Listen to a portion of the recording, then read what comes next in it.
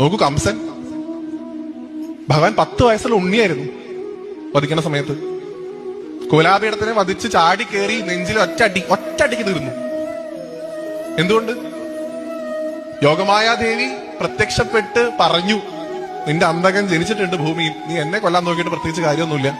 അന്ന് തൊട്ട് തുടങ്ങിയതാ പേടിക്കാൻ, അന്ന് തൊട്ട് തുടങ്ങി സ്മരിക്കാൻ. ഇന്ന് വരുമോ നാളെ വരുമോ, ഇന്ന് വരുമോ നാളെ വരുമോ.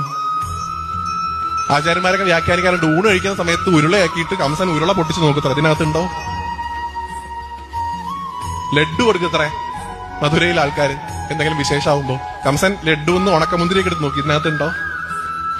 ഏത് നിമിഷവും ഭഗവാനെ കുറിച്ച് സ്മരിച്ച് എപ്പോഴോ മരിച്ചിരുന്നു. ഭഗവാൻ വന്നും തൊട്ടതേ ഉള്ളൂ.